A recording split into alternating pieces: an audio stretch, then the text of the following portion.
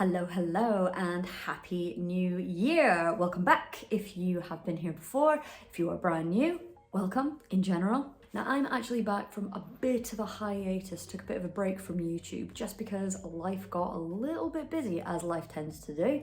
I was doing lots of drama school teaching, I was out on film shoots, all that kind of jazz, but I am back now, so you can look forward to regular weekly YouTube videos going forward. Now, over my little absence, I was thinking about what kind of videos do I want to be making in the new year, and the perfect place to start in January is with your New Year's reset. Now, this is a great opportunity for you to get your ducks in a row for the months ahead. And in this video, I'm going to be focusing on drama school applicants and what they should be doing during January to prepare for the audition season ahead.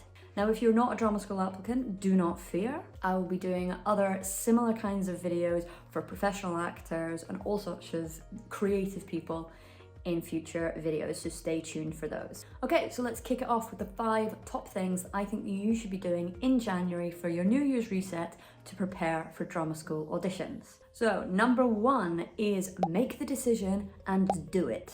Applications for the 2024 intake have been open for a few months now, but they come to a close near enough at the end of this month for a lot of those schools. But that means that you've still got some time to get those applications in. So don't think that you've missed the boat in any way, shape or form. You haven't. So if you are still serious about applying and going to drama school in 2024, then take a look at those websites, at those schools, find out when their deadlines are and apply. Most first round auditions these days for drama schools are self-tapes. So when those applications go in, you will then be given a deadline to submit a self-tape, which will be roughly within 2 to 4 weeks. So that's plenty of time to find speeches, prepare them and get them on tape.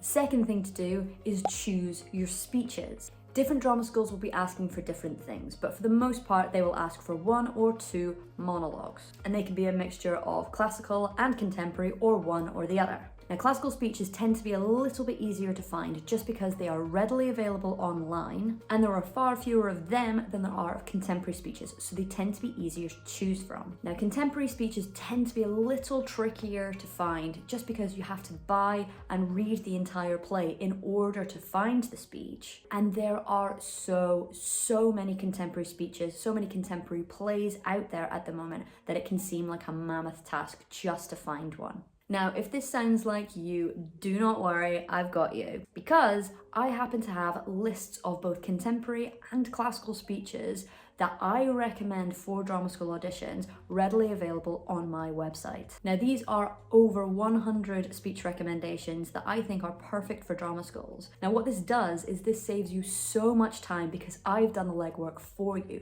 I've gone ahead and found the speeches that I think these are going to be perfect for drama schools. These are perfect for the age group of drama school applicants, and they are going to do you loads and loads of favors in the audition room. So if this sounds like something that you would be interested in, then you can click the link above or in the description below to grab yourself a copy. And if that isn't enough, the classical speech recommendation list is totally free. Now, remember, when you are choosing speeches, choose a speech that is suited to you, choose a speech that you're passionate about, and choose a speech that you can cut down to 1.5 minutes in length. Number 3, prepare those speeches. And I don't mean just learn the lines. Now, audition panels are looking for you to make creative choices that are totally your own. So when you are preparing those speeches, you have to have a really good idea about what the speech is about, who the character is. So you've got to read the play in depth so you can find those ideas, find that evidence within the text, and then try it loads of different ways so you can find those creative choices and possibilities within the text itself. Don't just stick to one way of doing it. Stay flexible and adaptable, because if you're able to do that, when you take it into an audition room and you're given redirection or notes from the audition panel, you will be able to adapt and shift so much easier.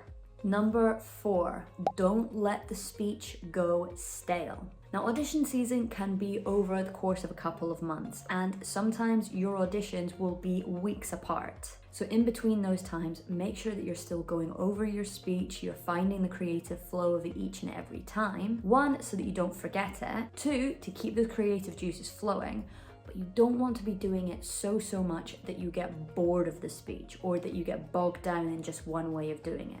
Keep it fresh, keep it alive. There is nothing worse than going into an audition and an audition panel just watching you do a speech that feels like you can't be bothered doing it. Number 5, get some rest. Now, audition season can be tough. It can be demanding. It's lots of nerves, lots of adrenaline. Sometimes you might be traveling from place to get to these auditions. It can be exhausting. So make sure that you're taking care of yourself and you're taking your foot off the gas from time to time, because you don't want to get burned out halfway through audition season and have your auditions and your well-being suffer. So make sure to schedule in regular breaks, stay hydrated, eat properly, get enough sleep, spend time with loved ones, enjoy your hobbies and your interests that are outside of acting, get out in nature, go for a walk, restrict technology, and get a bit of exercise. Do all of the things that you know are good for you so that you can keep that metaphorical cup full, so when you get into an audition room,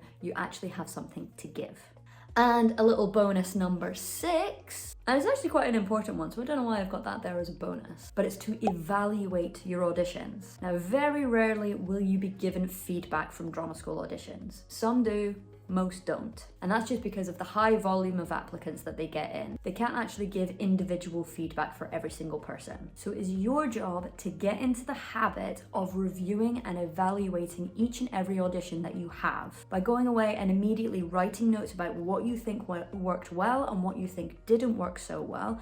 That is the only way that you are going to incrementally improve each and every time. And the whole thing is about growth and progression. Because if you are just repeating something again and again that isn't working, you are not going to get any further forward. You're not going to get the places that you want. You're not going to get the recalls that you want. So it's better to actually evaluate what works and what doesn't work straight after the audition, so at least you are prepared for the next one. And also, you might be doing things that are actually working incredibly well and you want to be able to sustain that. You won't know unless you evaluate. And that is it. That is the 5 plus 1 bonus things that I think that you should be doing in this new year, in this January, to prepare for your drama school auditions. And remember, you've still got time to get those applications in. You've got at least 10 days from this video going out. So if you're really set on doing it, get those applications in. And if you are struggling with audition prep, with breaking down speeches, with working with classical text, dealing with nerves, or anything else that is audition related, then get in touch. I would be delighted to work with you. And also let me know in the comments what schools you're applying for this year so that I can give you a big break a leg. But until next time,